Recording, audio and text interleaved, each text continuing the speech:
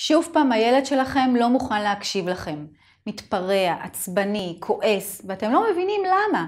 אתם רוצים לתקשר איתו ולהבין למה הוא מתנהג ככה, ולא ממש מצליחים. שלום, אני גליה בן חיים, מומחית לשיפור תקשורת בין הורים וילדים באמצעות משחק. מחקרים מראים שהזיכרון החם והטוב שהולך עם מבוגרים מילדות, הוא המשחקים ששיחקנו בחצר, מתחת לבית, עם החברים וההורים. הרגעים האלו בהם ילדכם יזכה להיות איתכם אחד על אחד באינטימיות ופשוט לשחק, הם רגעי קסם, שילכו עם הילד שלכם כל חייו. אני מכירה את זה, החיים שלנו עמוסים והמרוץ לעתים מתיש. באים הביתה לילד שצועק ומסרב להקשיב לנו או למוריו. שעות אחר הצהריים הופכות פשוט לשדה קרב בין ההורים לבין הילדים שלהם. גם אני עם הילדים שלי חוויתי תקופות של קשיים רגשיים אצלם. תקופות מאתגרות שדרשו מאיתנו עבודה רבה של התבוננות והתמדה. אז מה עושים אתם שואלים?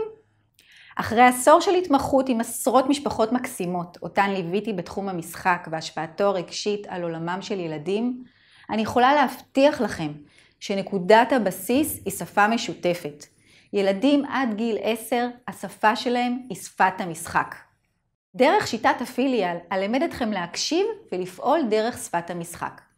לילדים שלנו יש את הדרך שלהם לאבד את החוויות, הפחדים, את החרדות שלהם, בדרך שבה הם בוחרים לשחק.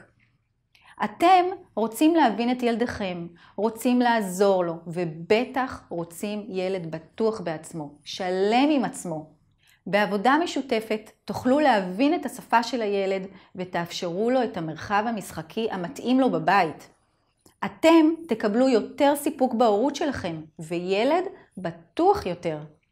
משחק הוא מגרש האימונים לחיים.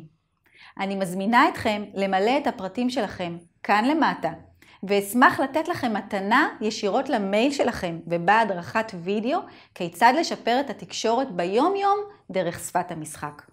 כל מה שעליכם לעשות זה למלא את השם שלכם ואת המייל שלכם והמתנה בדרך אליכם.